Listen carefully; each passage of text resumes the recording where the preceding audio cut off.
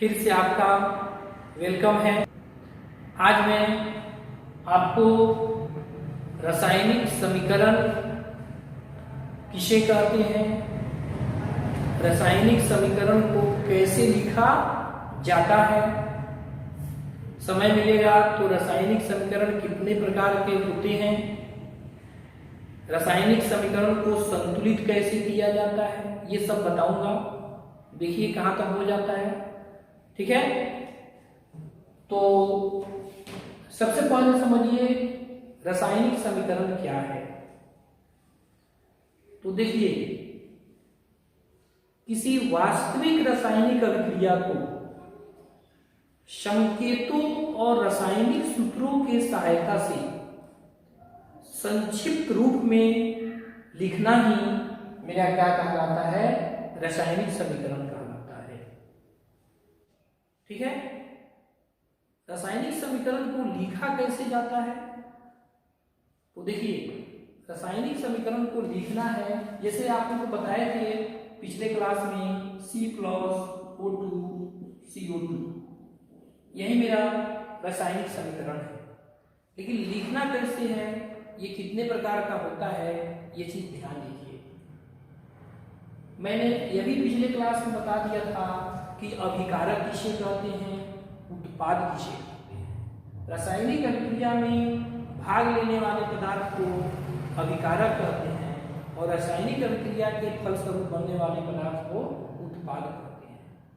देखिए रासायनिक समीकरण को लिखना कैसे है, तो सबसे पहले तो रासायनिक समीकरण आपको वाक्य में रहेगा।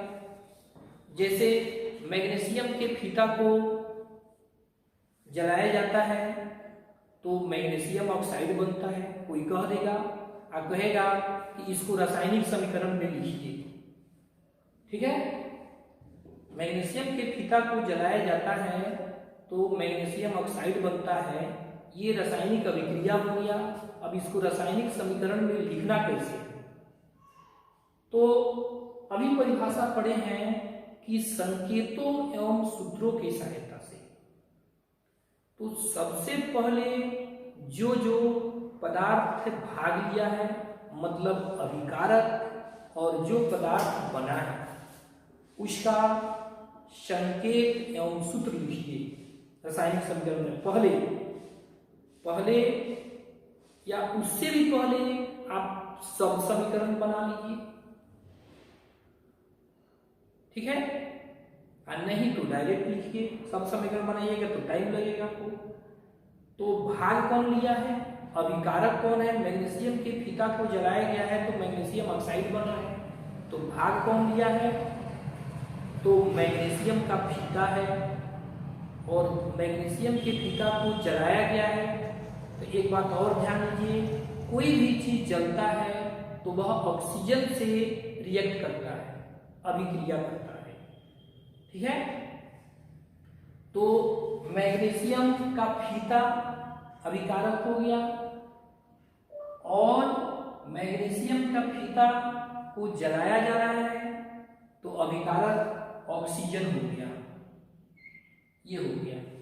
एक बात ध्यान देंगे, पिछले वीडियो में मैंने बताया है कि कोई भी तत्व रासायनिक अभिक्रिया में जाएगा, अगर अकेले रहेगा तो अणु बन के जाएगा, परमाणु बन के नहीं।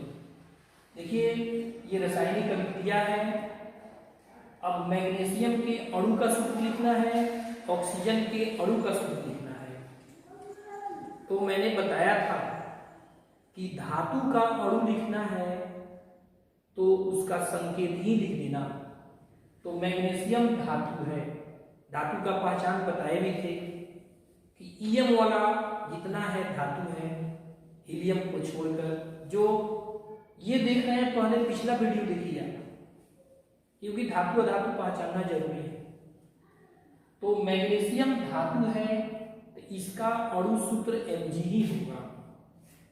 लेकिन मैंने बताया था कि अधातु का अणु सूत्र लिखना है तो उसमें अधिकतर में 2 लगा रहता है।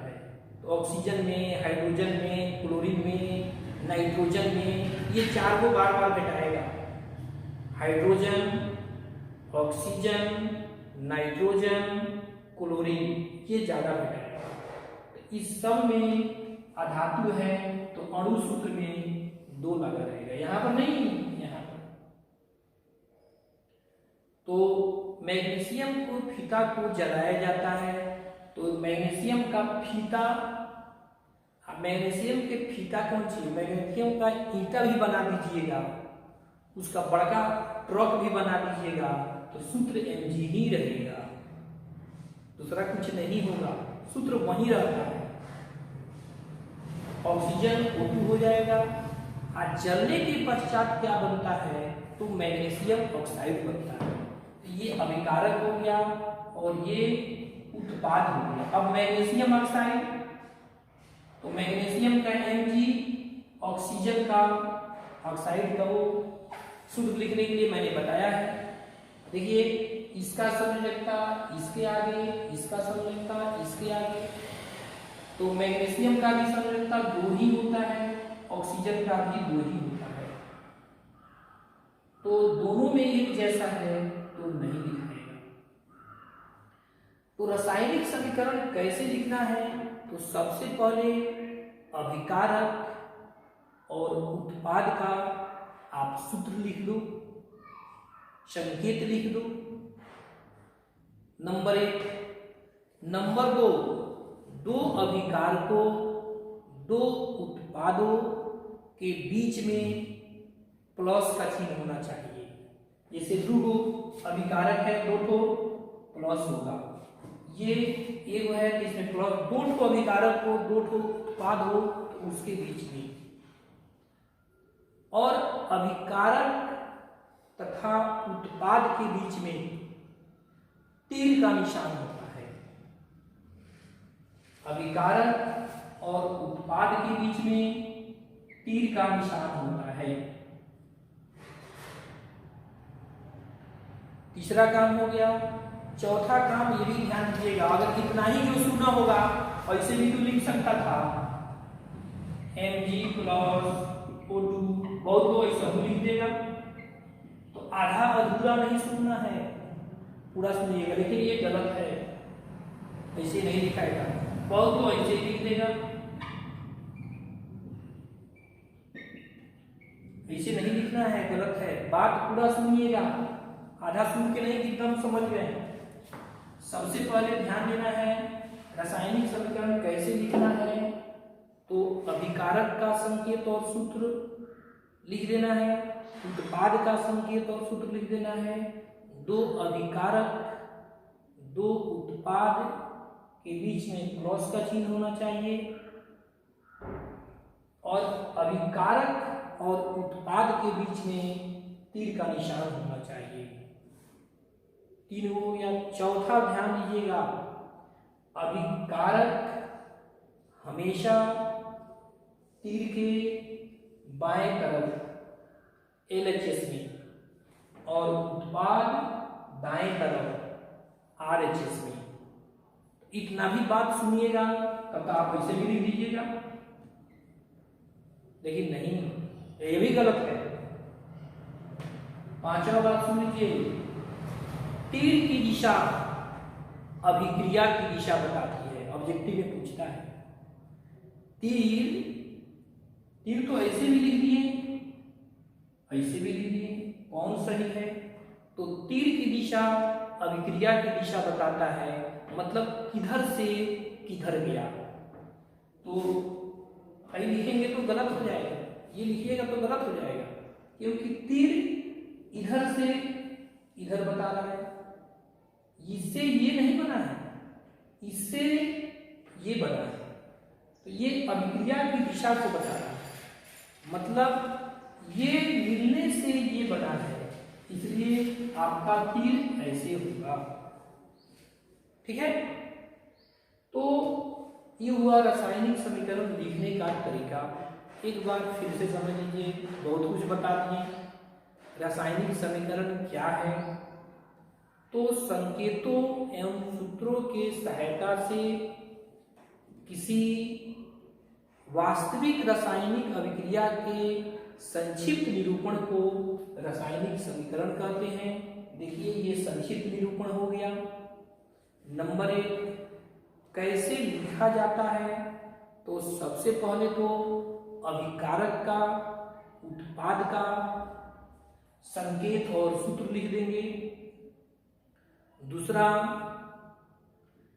दो अभिकारकों, दो उत्पादों के बीच में प्लस का चिन्ह लगाएंगे। ये लगा हुआ है, इसमें नहीं है, एक ही है।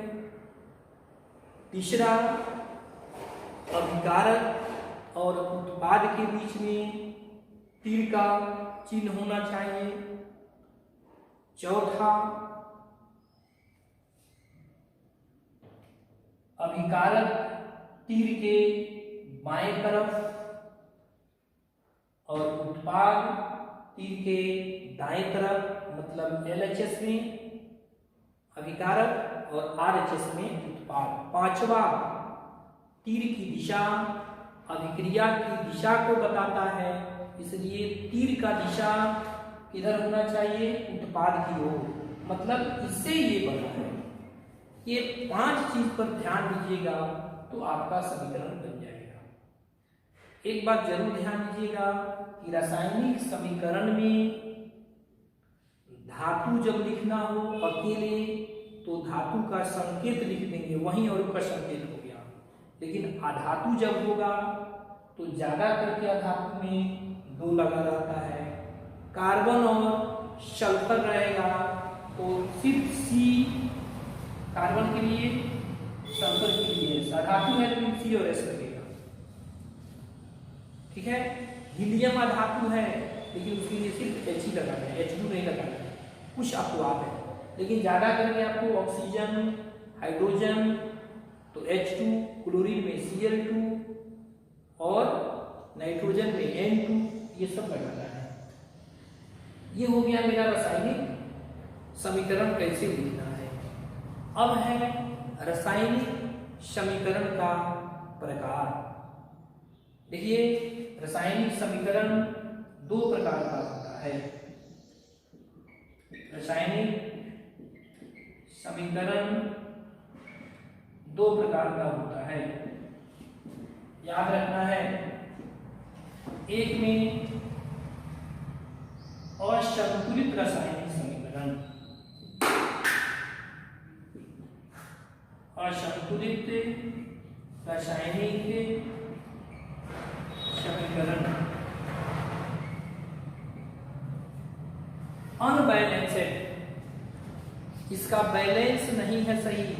अनडिसाइकिल का हैंडल हिल रहा है, समझ में आ रहा है, कुछ गिर रहा है, बैलेंस नहीं है सही, तो ये असंतुलित हो जाएगा। असंतुलित में क्या होता है कि अभिकारक और उत्पाद में तत्वों के परमाणुओं की संख्या बराबर नहीं होती है। जैसे देखिए Mg का यहाँ 1 परमाणु है, Mg का यहाँ 1 परमाणु है, लेकिन ऑक्सीजन का 2 परमाणु है, यहाँ ऑक्सीजन का 1 परमाणु है। ये असंतुलित है। मैग्नीशियम ठीक था लेकिन ऑक्सीजन ठीक नहीं था। तो असंतुलित में अभिकारक और उत्पाद में जो तत्व के परमाणुओं की संख्या होती है वह बराबर नहीं होती है, असमान होती है। दूसरा होता है संतुलित, ये अनबैलेंस्ड है। और एक होता है मेरा, यहाँ कुछ लिखना है इसलिए जगह छोड़ रहे हैं, संतुलित। संतुलित रासायनिक समीकरण, ठीक है। तो ये संतुलित बैलेंस्ड होता है। जैसे में C+O2 CO2, तो देखिए इसमें कार्बन का 1 परमाणु है, कार्बन का एक परमाणु है, अभी संतुलित चल रहा है। ऑक्सीजन का 2 परमाणु है, ऑक्सीजन का 2 परमाणु। तो दोनों ओर प्रत्येक तत्व के परमाणुओं की संख्या समान है, इसलिए ये संतुलित है। और ये मेरा क्या है, असंतुलित है।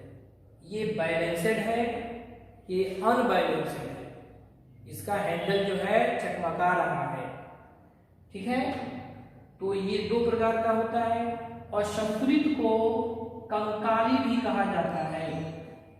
कंकाली रासायनिक समीकरण, ध्यान देना है।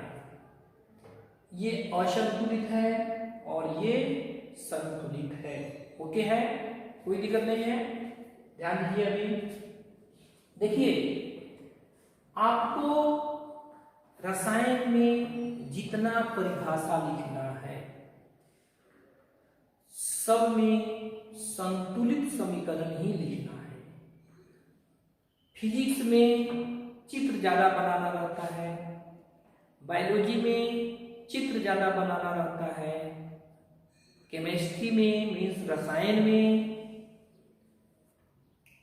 ज्यादा करके एग्जाम्पल देना रहता है, वह भी समीकरण का, समीकरण में ऐसे ऐसे। तो जब भी आप एग्जाम्पल देंगे, उदाहरण देंगे, तो संतुलित रासायनिक समीकरण, असंतुलित नहीं। एक बार असंतुलित लिखना है जिंदगी में, सिर्फ असंतुलित समीकरण के परिभाषा में। बाकी जब भी आप लिखिएगा तो संतुलित ही लिखना है।